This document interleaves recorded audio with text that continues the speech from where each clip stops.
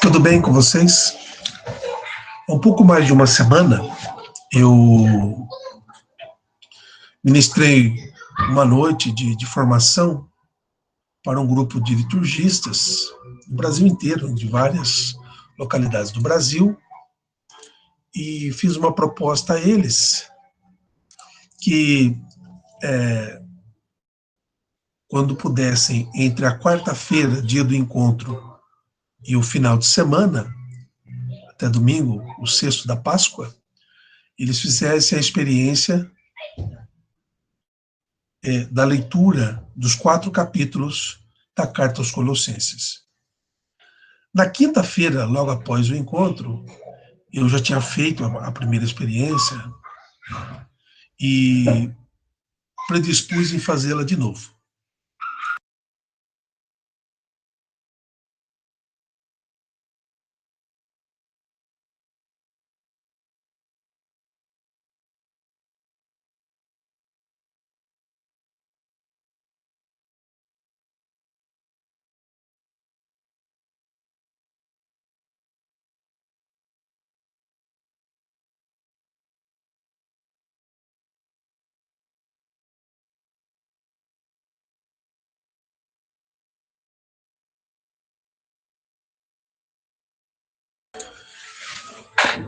Socorrer minha filha.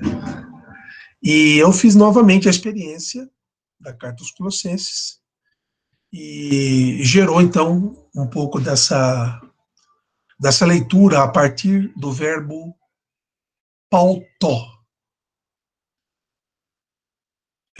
revestir. Paulo convida a comunidade de Colossos, na assinatura que ele dá à carta, se ela for proto-paulina, ou mais indicativamente deutero-paulina, o que é revestir de Cristo? O que é esse revestimento que Paulo convida a comunidade a ter, né? Então, eu citei na aula, e hoje eu cito novamente, dois autores, um europeu, de uma teologia alemã, uma teologia um pouco liberal, que é o Joaquim Jeremias, Estudos do Novo Testamento, né? Pela editora Academia Cristã. Joaquim Jeremias é um autor de muita referência, importante para a teologia bíblica. No encontro eu não usei, hoje vou usar o dicionário bíblico do John Mackenzie. Também vou utilizar uma chave bíblica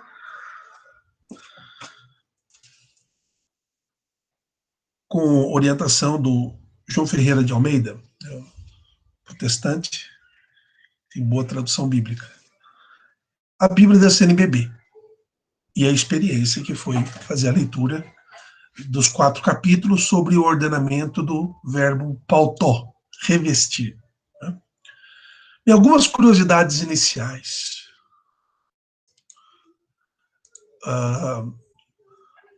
O livro de Colossenses, diversos críticos dizem que não é de Paulo.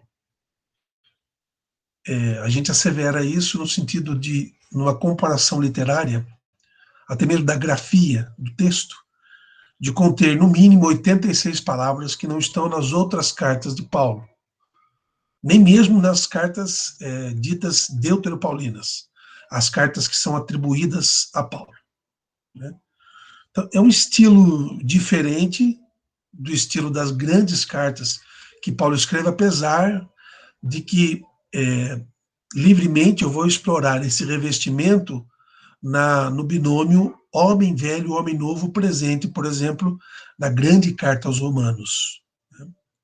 Mas as grandes cartas, conforme Mackenzie, seriam as Romanos, as 2 aos Coríntios e a carta aos Gálatas, cartas ditas propriamente de Paulo. Conforme também alguns historiadores, é um estilo hierático e também litúrgico. Inclusive, o capítulo proposto pelo Anderson, né, o colega que incentivou o estudo de Colossenses, é o capítulo 3,16, que a palavra de Cristo habita em vós com abundância, com toda a sabedoria, instruí-vos e aconselhai-vos uns aos outros, movidos pela graça, cantai a Deus em vossos corações com salmos, hinos e cânticos inspirados pelo Espírito. Então tem essa conotação, obviamente, ritualista, liturgista. Né? Colossenses utiliza o termo corpo, corpo de Cristo, sua cabeça, cabeça da igreja, e também usa o termo mistério para designar, mysterium, para designar o plano salvífico do Pai, que em Cristo redimiu a humanidade, que é a teologia que está no coração da comunidade de Colossas, que provavelmente tenha sido fundada e instruída por Epáfras. Essas diferenças, elas não são, a priori, para um estudo reflexivo e meditativo, de importância, de objeto de estudo num primeiro momento, de importância abissal, mas é interessante que saibamos. Né? A composição está ali nos primeiros 5 anos do ano 50, né? Depois que ele já escreveu aos Tessalônicos, ele provavelmente na prisão tem escrito essa carta enviada à comunidade, juntamente, né, chamada de Cartas do Cativeiro, com Filipenses, Efésios e Filemon. Muito bem. Uma opinião tradicional é que a carta tenha sido escrita em Roma também entre os anos 62 e 63, não em 55 a 56. Porque a datação da carta ela vai revelar a motivação da carta. Né? Não foi Paulo que fundou a comunidade, mas Paulo considerava a comunidade de Colossos como uma igreja que fosse dele, uma igreja sua. E por isso, a natureza da comunidade, a natureza errante da comunidade, faz com que alguns traços característicos da doutrina ensinada por Paulo estejam presentes na carta para ensinar os colossenses a viver de acordo com o mistério, de acordo com o plano de Deus, que ele expõe no primeiro capítulo. E esse plano ele vai se dar, sobretudo, no hino cristológico, que ali nós temos uma profunda unidade entre esse hino de Paulo aos Colossenses e o hino de Efésios. Né?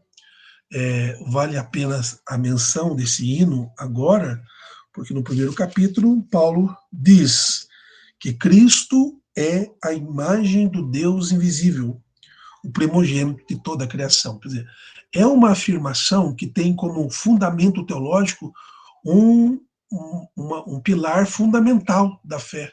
Cristo é a imagem do Deus invisível. Nele as coisas foram criadas, no céu e na terra, os seres visíveis e invisíveis. Versículo 17 do capítulo 1. Ele existe antes de todas as coisas e nele todas as coisas têm a sua consistência. Né? Por ele, para ele e nele, Cristo Jesus. Muito bem. O núcleo do erro da fé da comunidade pode estar presente em algumas indicações que Paulo fará durante a apresentação da carta. Muito bem. Sem uma necessidade de aprofundamento maior, volto de novo a dizer a importância do verbo pautó. Né?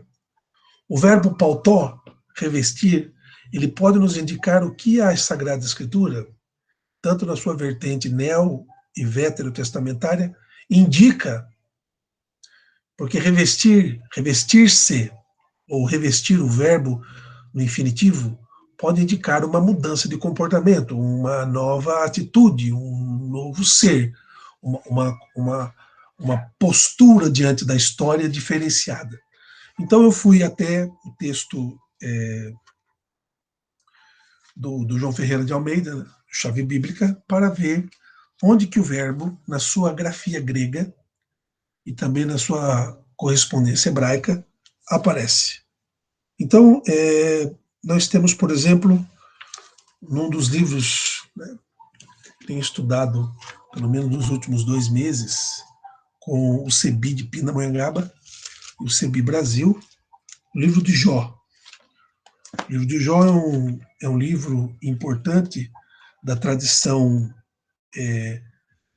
da Bíblia hebraica sobre a sapiência, sobre a sabedoria, sobre a retidão. No caso do livro de Jó, uma crítica à teologia da retribuição. Mas não vou ampliar muito isso. No capítulo 19 do livro de Jó, capítulo 19, nós vamos encontrar uma primeira expressão do revestir. 19, versículo 26. Jó está respondendo a Sofar, um dos seus amigos, que defende a teologia da retribuição e que tenta convencer Jó de que o sofrimento que ele está passando é causado pelo seu pecado. Então Jó não era verdadeiro. No versículo 26, Jó diz: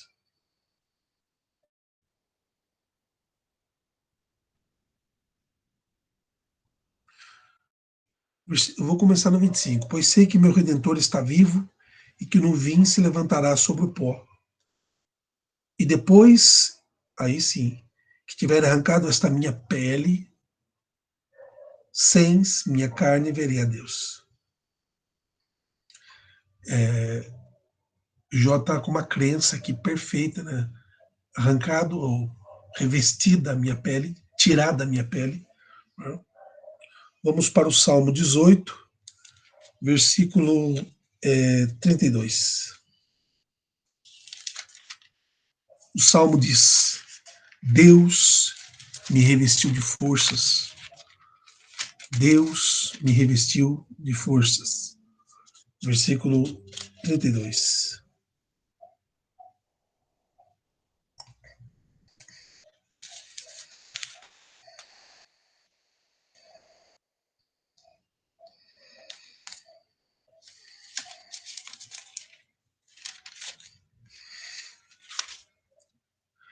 Pois quem é Deus, senão o Senhor? Quem é o rochedo, senão o nosso Deus? Foi ele que me encheu de força, me revestiu de força e aplanou a minha estrada. Diferente, Jó faz referência ao seu corpo, o salmista faz referência a uma ideia abstrata de mudança de comportamento ou de auxílio divino. Né? O Salmo 93, versículo 1. O Senhor reina de esplendor e se veste, o Senhor se reveste e cinge, reveste de poder. Está firme no mundo, jamais será abalado. Cingir também, né? O cingir, certa vez eu vi o Monsenhor Jonas Abib falando cingir os vossos rins, e ele interpretou no tempo dele, né, como seminarista, até mesmo padre jovem, eles usavam batina todo o tempo. Então, para jogar futebol, os religiosos tinham que levantar um pouco a batina e amarrá-la. Isso significa cingir. Cingir. Para a gente poder atualizar, seria arregaçar as mangas. Arregaçar as mangas. Né? Muito bem. Isaías 52, verso 1. Isaías 52, versículo 1. O profeta também nos ajuda a compreender o verbo pautó. Acorda, acorda, veste tua força, ó Sião, veste roupa de festa, Jerusalém santa, cidade santa, pois nunca mais entrarão aí o gentio ou o impuro. Então, veste a tua força, se prepara para a festa, da pureza, da presença diante de Deus. Aí nós vamos para o Novo Testamento, em Lucas 24. Lucas, capítulo 24. Lucas, que foi discípulo de Paulo, 24:49. Já eu enviarei sobre vós o que meu Pai prometeu. Por isso, permanecei na cidade até que sejais pautó, revestidos da força do alto. Já não é a primeira vez que o revestimento vem agregado ao adjetivo força, né? Energeia, ou a própria ação do espírito, que também é entendida como força em grego. Paulo fala em Romanos 13:14, revestivos do Senhor Jesus. Em 2 Coríntios 3:7, se revestiu de glória. Em 2 Coríntios 5:2, aspirando por ser revestidos. Em Gálatas 3:27, batizados, vós vos revestistes. Efésios 6:11, revestivos de toda a armadura de Deus. Colossenses 3:10, vós revestistes do homem novo. Colossenses 3:12, revestivos como eleito que sois. 1 Tessalonicenses 5:8, revestindo-nos com a couraça da fé. E por fim, 2 Timóteo 4:17, o Senhor, de novo, me revestiu de forças. Muito bem. Vamos ao texto de uma maneira mais orante, né? A saudação à comunidade, ela acontece porque sugerir a ação de graças é uma prática de Paulo nas suas cartas. E mesmo a carta não sendo proto-paulina, a carta se abre com a ação de graças. Então, escrever para Paulo é render graças ao Pai por Jesus no Espírito Santo. E ele louva a comunidade, porque a comunidade, ela vive na fé e no amor em Cristo. Paulo sempre chama a atenção da comunidade por algum ponto importante. E como um bom instrutor, inicia falando dos pontos positivos que a comunidade tem. Vivam na fé que receberam, na fé expressa, por exemplo, nesse hino cristológico do capítulo 1. E no amor em Cristo, no amor a partir de Cristo, porque dele, por ele, para ele são todas as coisas. Nele as coisas são ou obtêm a sua consistência. Assim, vocês aprenderam de Epáfras, ou seja, o braço estendido de Paulo, que provavelmente não conheça a comunidade pessoalmente, mas Epáfras passa a Paulo todas as situações que a comunidade está vivendo. E esse ponto é importante, porque Paulo sabe que a comunidade foi instruída pelo seu hino, por esse hino que pode até transpor as barreiras, os muros de Colossas, mas vive a fé e o amor que aprenderam de Epáfras, o líder, o fundador. A comunidade assim responde. Eu mencionei o Joaquim Jeremias como um autor do Novo Testamento na Alemanha, e no Brasil eu tenho usado da coleção Como Ler os Livros da Bíblia, Como Ler o Livro de Colossenses, o padre José Bortolini, que é um paulino, né? Bom, continue na busca da vontade de Deus, de uma vida digna, baseada na sabedoria e no discernimento espiritual. Quer dizer, a carta tem uma introdução, uma apresentação importante. O revestimento vem pela fé, o revestimento vem pelo amor, o revestimento vem pela obediência à sua liderança, por diminuir a taxação de conflitos. O revestimento vem na busca de viver a vontade de Deus, discernindo dentro da comunidade, com sabedoria, as orientações espirituais que vêm de Deus e são transmitidas à comunidade, no caso, através da carta. Súplica, né, e doutrina, o hino, né, e há uma passagem que merece muito a nossa, pelo menos, interrogação. Paulo diz, a um certo momento na carta, eu usei esse versículo em 2004, quando eu escrevi minha síntese de teologia.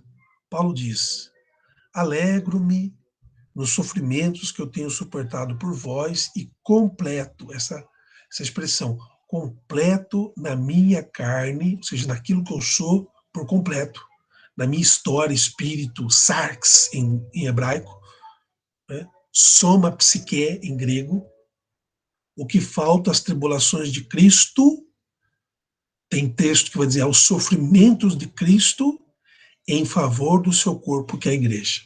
Então, duas coisas importantes. O sofrimento de Cristo, mesmo na insípida teologia que está nascendo com as cartas de Paulo, o sofrimento de Cristo ele deve ser entendido como pleno em si mesmo. O que Cristo faz na cruz, o que Cristo faz com a sua vida, na sua pregação e nos seus atos, com os seus milagres e sinais, numa linguagem mais joanina, ele é pleno. Nada que nós, humanos, fizermos vai agregar valor ao efeito do Cristo. Então, isso é teologia sistemática. A teologia sistemática compreende que a ação de Cristo, com a sua encarnação, a sua vida pública, a sua morte e ressurreição, trata-se de uma ação trinitária, onde o Verbo encabeça a ação salvífica perante os homens. O Cristo é obediente ao Pai e é conduzido, ele é um pneumatóforo, ele é conduzido pelo Espírito. Portanto, não há nenhuma insuficiência no que Cristo fez. Então, o que Paulo quer dizer a dizer que complementa na carne o que falta os sofrimentos de Cristo, mas em favor da igreja? Ou seja, aquilo que subsiste de sofrimento na vida de cada um de nós, assim como citado hoje, o livro de Jó, ou cada um de nós que passa por dores, angústias, malogramentos, esses sofrimentos eles devem ser colocados em favor da igreja, em favor do corpo de Cristo, do qual nós fazemos parte, e de que Cristo é a cabeça. Então é importante que nós saibamos direcionar as nossas preces, os nossos louvores, as nossas dores à igreja. Não no sentido de completar aquilo que é ausência no que Cristo fizera, mas no sentido de, da plenitude do Cristo, da sua ação histórica e da redenção por ele feita, a igreja é contemplada através da nossa participação na glória e na dor. Na dor, através do oferecimento dos sofrimentos em prol do corpo místico da igreja de Jesus. Bem, a continuidade, né, do texto ao capítulo 2 são os costumes em que Paulo convida a comunidade a continuar vivendo, né, em ação de graças. Então, revestir, vigiar, armar-se, é ao mesmo tempo também um convite para a continuidade da vivência em ação de graças. O segundo ponto, Paulo diz: revivam o vosso batismo. Os versículos 12 a 15. Cristo, morto, ressuscitado, é a razão da nossa fé. É o cerne da pregação do cristianismo primitivo. É o cerne da fé. 1 Coríntios 15. Então, no versículo 12, na exortação, Paulo diz: no batismo vós fostes sepultados com Jesus, e com ele também fostes ressuscitados pela fé na força de Deus que o ressuscitou dentre os mortos. Eu queria fazer uma menção aqui exatamente a essa teologia do batismo. A teologia do batismo, ela tem um primeiro momento, se olharmos para, para, para o sexto domingo da Páscoa, nós vimos que Pedro, na casa de Cornélio, em Atos 10, ele se surpreende porque o Espírito antecipa a burocracia da igreja, se assim a gente pode dizer, e é derramado sobre os pagãos, de modo a igreja não poder negar o batismo, ou seja, se o Espírito antecede a pregação dos pregadores, o Espírito antecede até mesmo a ação evangelizadora. Ele está no agente evangelizador, mas também está no local a ser evangelizado. Então, o batismo é o comprometimento, é a inserção e a rememorização, ou uma palavra mais forte que vem do vocabulário aristotélico, a revocação do pregador e do que recebe a pregação. Então, a teologia do batismo está no coração desse capítulo 2, para viver intensamente a ação de graças, e o batismo não é senão um revestimento do homem sobre as coordenadas de Cristo. Revestivos de Cristo, nossa fé, revestivos dos dons do Espírito Santo. Então o texto é claro para nós. Deus anulou o documento que por suas proscrições nos era contrária e o eliminou cravando-o na cruz. E isso já é vivido no sacramento do batismo, do qual morremos para a vida velha, para o homem velho, para o ser espalteirado, e renascemos para a vida nova, para a vida em Cristo. Então Paulo diz, o Cristo morreu, ressuscitou, este é a razão da nossa fé. E há dois grandes cuidados que ele vai chamar a atenção da comunidade de Colossenses. A Bíblia da CNBB traz como título Vaidade e Falsa Sese. Você pode olhar aí o título da tua, e são dois ordenamentos de compreensão de mundo. Nós temos aqui a pregação e a doutrina cristã. E, rodeando a comunidade, que é uma comunidade de tradição grega, portanto, de tradição mitológica, filosófica, de tradição culta, até mesmo porque a cultura racionalista, logística da filosofia está na praça, na ágora. Paulo vai dizer, os gregos são cosmológicos e querem encontrar na ordem do cosmos a razão para entender a vida, na ordem do cosmos. E muitas vezes não subentendem que a ordem do cosmos é como o Aristóteles diz no livro 12 da sua Metafísica, o primado do motor imóvel, onde Aristóteles vai cunhar a palavra hotheos, o Deus. É Deus que subentende e se fundamenta como a ordem do cosmos. Mas Paulo também vai encontrar, e aí mais próximo do que ele era como fariseu praticante, os judeus ritualistas. A carta aos Colossenses apresentam dois grupos que estão inseridos ali na comunidade, ontem e hoje. Os que querem encontrar a ordem do cosmos sem Deus, sem esse olhar da revelação, e os ritualistas, que até mesmo acreditam em Deus, praticam religião, mas são muito rigoristas na análise ritual. Então nós temos dois grupos e nós não estamos distante desse pessoal, não. Basta olharmos as redes sociais, basta olharmos os comentários, basta convivermos na comunidade. Nós encontramos os neopelagianos. Pelágio foi um padre Santo Agostinho combateu, que dizia: por uma vida reta, por uma vida moralmente benéfica, eu vou conseguir salvar-me. E essa heresia ela vai acontecendo também em outros séculos.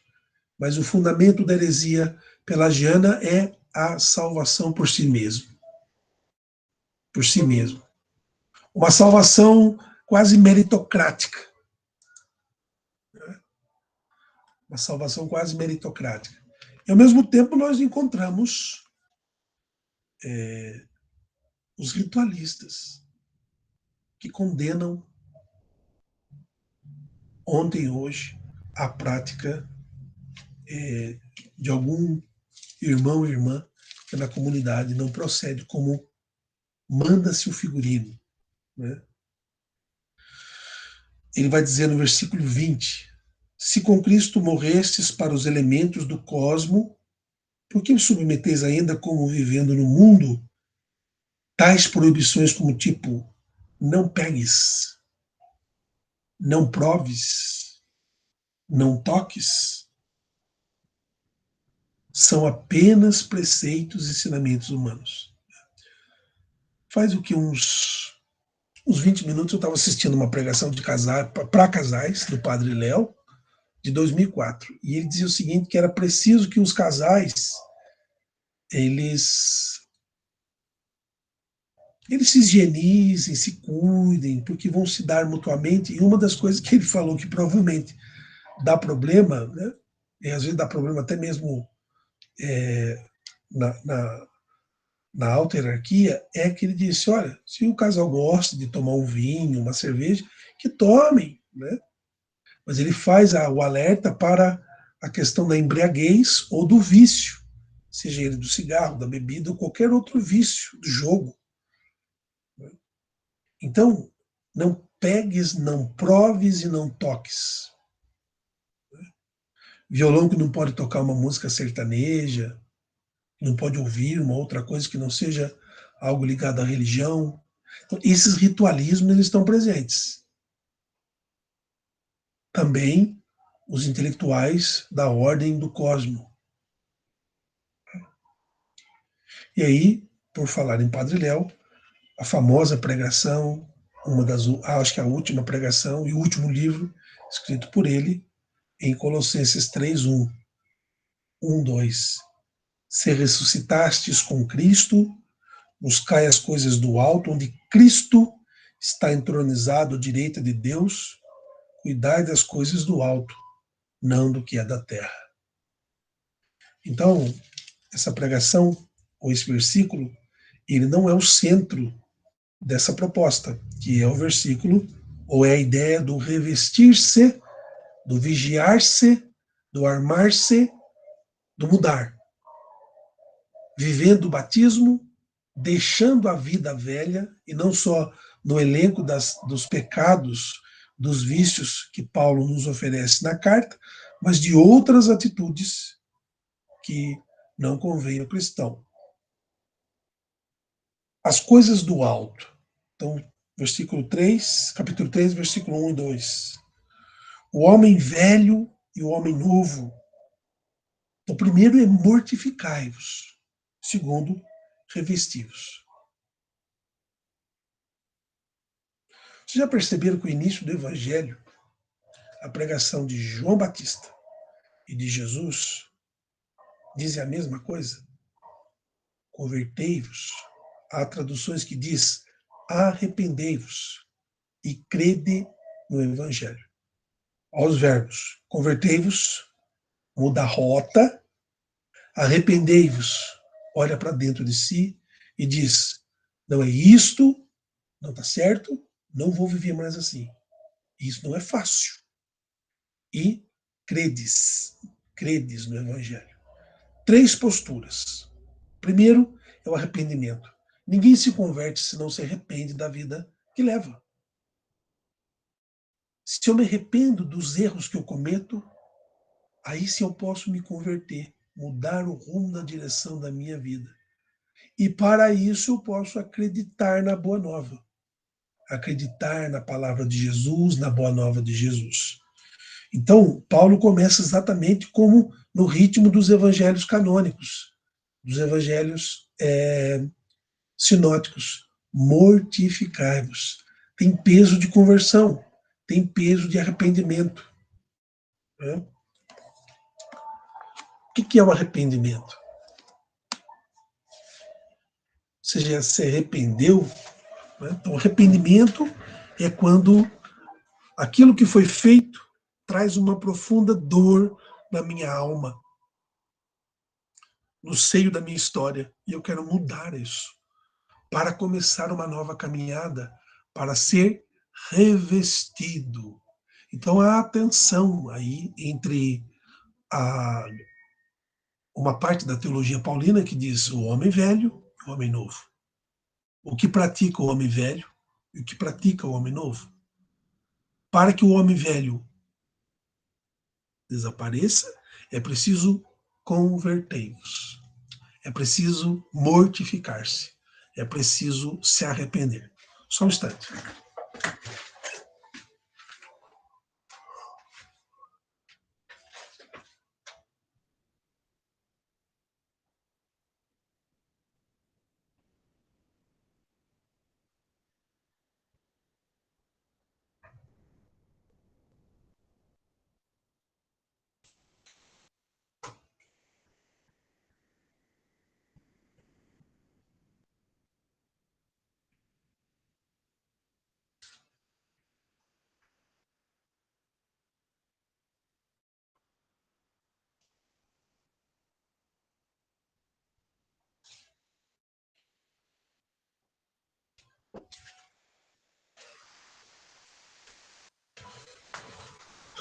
Eu sou apaixonado pela filosofia tomista, por sua teologia também. Tomás de Aquino viveu entre 1225 e 1274. Estava indo para o concílio e morreu no caminho. Provavelmente se tornaria o santo padre da igreja, papa. Foi logo canonizado. Né? Tomás de Aquino diz assim, olha só, após o filósofo, que é Aristóteles, ter determinados elementos que correspondem ao preâmbulo inicial e para o entendimento de uma virtude, ele diz o seguinte, em duas questões. Na primeira, ele conceitua a própria virtude, e na segunda, ele trata dos elementos que são decorrentes da virtude, que é o tema do livro 7º da Ética de Aristóteles. Bem, sobre a virtude moral, Aristóteles diz que a virtude moral é comumente considerada como própria, como atos de moralidade. Né? Bem, olhando para os atos da moralidade, o arrependimento é um ato moral.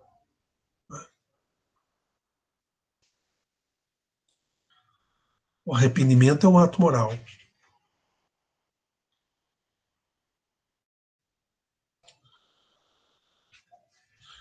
E se o arrependimento é um ato moral, ele faz parte da ciência prática, ou seja, do cotidiano da nossa vida, do que nós devemos fazer. E Tomás de Aquino, lendo Aristóteles, diz: o estudo de uma filosofia moral não existe para a contemplação da verdade. Isso seria outra ciência, como ocorre com os trabalhos da ciência especulativa. A humildade, o arrependimento, a conversão é um exercício contemplativo,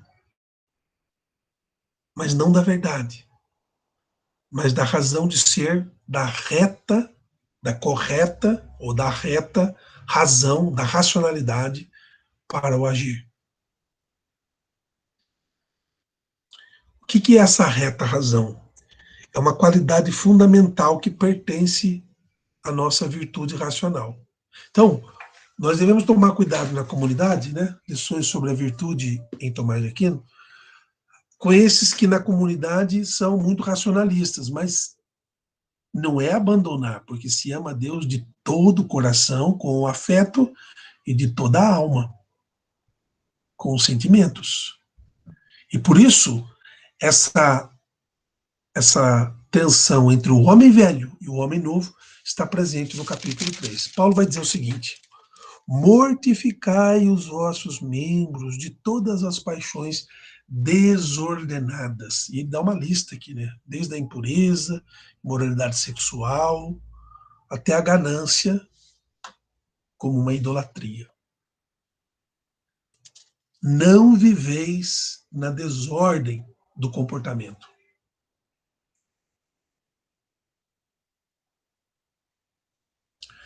Essa é a definição de homem velho, presente na carta e presente na teologia moral de Paulo. Quem é o homem novo? O homem novo é aquele que se reveste de Deus. Paltó, o verbo. Versículo 12, capítulo 3. Portanto, como eleitos de Deus, santos e amados, eleitos de Deus, santos e amados, batizados, vestivos, revestivos, torna-se novo, com sentimentos de compaixão, de bondade, de mansidão, de humildade e de paciência. De modo a, olha o desafio. Eu já sou um homem novo, tá? Suportai-vos uns aos outros. Se alguém tiver motivo de. Então, para os liturgistas, isso é interessante, né?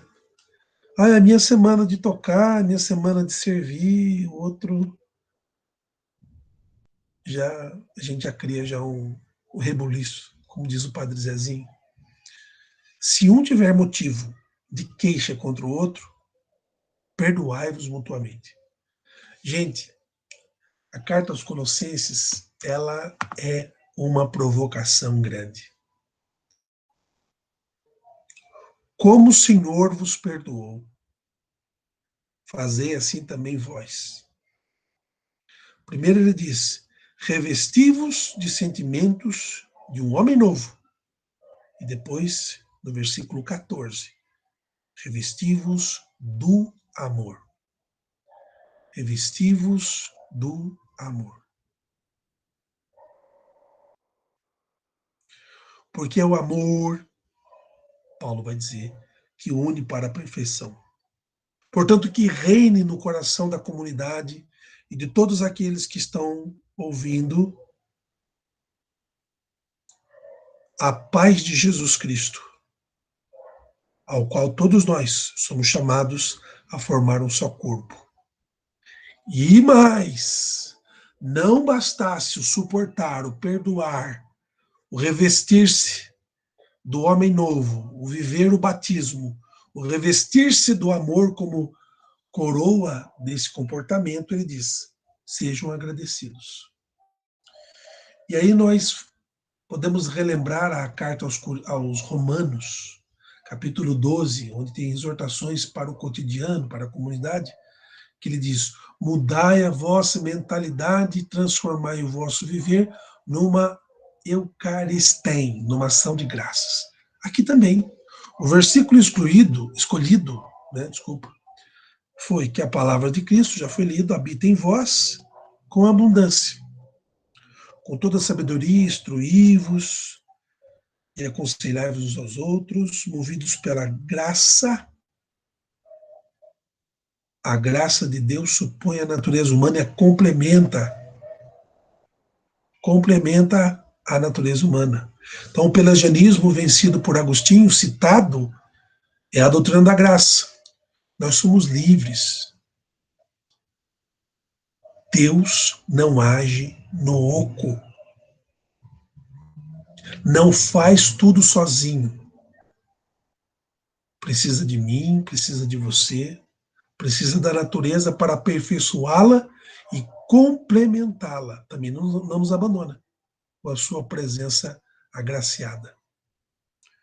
Bem, para vivermos com cantos a Deus em nossos corações, inspirando hinos, salmos, cânticos, inspirados pelo Espírito, aí vem a liturgia da vida.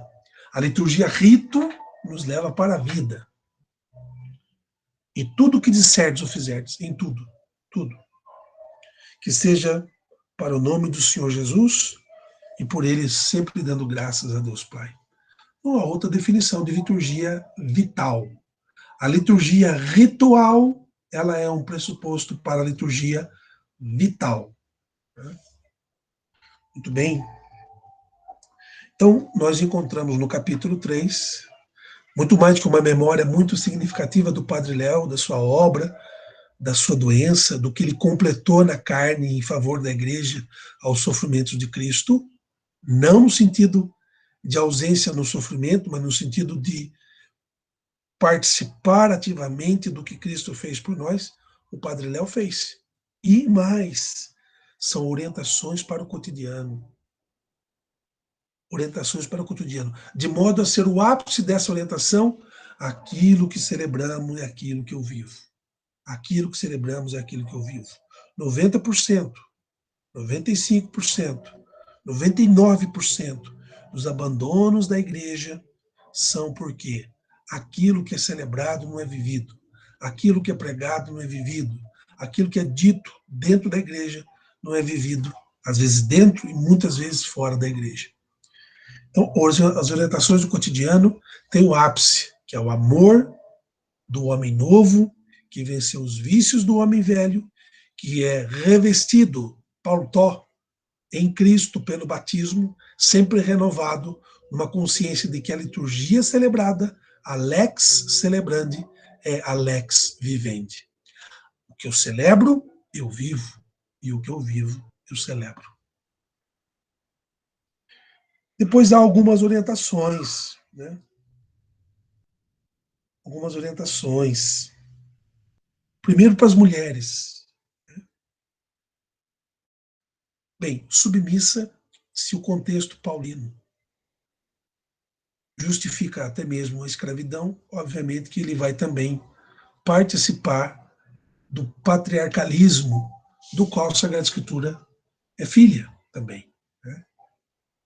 Mas a companhia do homem, ser companheira, ser guerreira, fazer parte, né? Aos maridos, para que amem a vossa família, as vossas esposas. Não seja áspero, meu Deus. Aos filhos, obedecer, então há um conselho à família. Obedecer aos vossos pais. Aos pais, não irriteis vossos filhos. Veja como o contexto histórico é importante. Escravos, né? Obedecei os vossos senhores aqui da terra. A todos. Mulheres, maridos, filhos, pais, escravos, políticos, professores, músicos, liturgistas. Você, meu irmão, minha irmã, obedecei a Deus com simplicidade de coração, no temor ao Senhor. Tudo o que vocês fizerdes, o fazei de coração, como para o Senhor e não para os homens, sabendo que é o Senhor que vos recompensará, fazendo-vos seus herdeiros. Então essas são as recomendações de Paulo aos Colossenses. E por fim, no último bloco, rezai e orai sempre. Né? Paulo inicia com a ação de graças e termina com as orações. Né? Ele vai citar Tíquico, né? Onésimo, Aristarco, Marcos, primo de Barnabé, Jesus chamado Justo, o líder Epáfras, vai citar também os irmãos da Laodiceia de Herápolis e também Lucas, o evangelista, o médico, e Demas. Rezai e orai sempre. A carta aos Colossenses, ela refletida, ela pensada por algum tempo, ensina a gente 3 coisas. Primeiro, uma comunidade que aprendeu a doutrina sobre Jesus Cristo é uma comunidade que sempre vai procurar revitalizar o seu batismo. Porque o batismo é a clara evidência da vida em Jesus Cristo, na comunidade.